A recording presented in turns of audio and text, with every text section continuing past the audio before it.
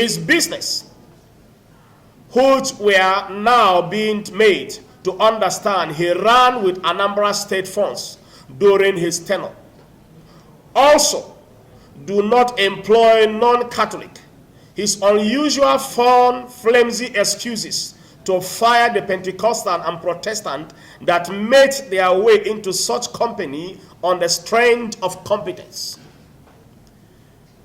Even more unfortunate was the manner in which he doubled his hatred he has for non-Catholics against those other faiths like Muslims.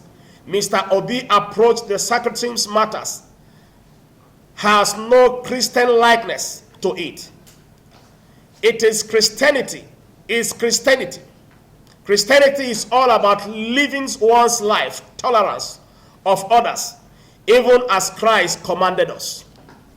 Mr. Obi cannot bear to see persons of other creed thrive around him. He hates Muslims, especially Yoruba and Hausa Muslims. It is on record how Mr. Obi refused to address the issue that the Hausa and Muslims communities in the state he had under his administration in Anambra State. This categorically state that his interest was his ethnic and sectarian's stock. So deep his hatred that was found out of his promise members of the indigenous people of Biafra, IPOB, as terrorist group, that he will Christianize Nigeria because he is the Christian candidate in election.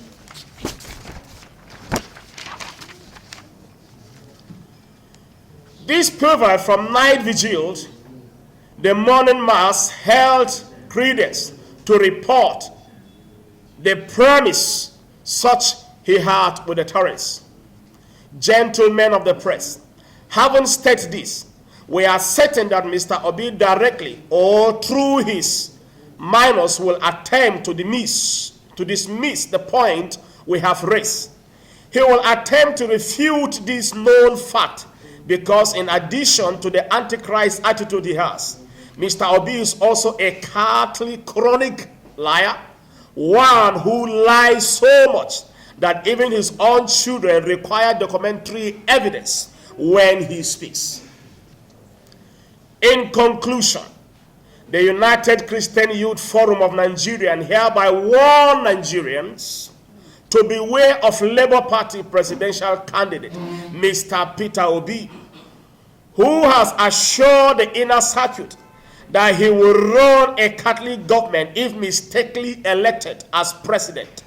He will exclude Pentecostal, Protestant, Muslims, and other religious bodies to have access into the dividends of democracy as if they were not human. Yet, our Christian teaching is not to maltreat anyone on account of differences. The task that Christ gave us is to witness to the world and to show love to one another, which is the best way of bringing them into our fold, to oppose Mr. Obi's sectarian fanaticisms. Thank you for the privilege you're giving to us.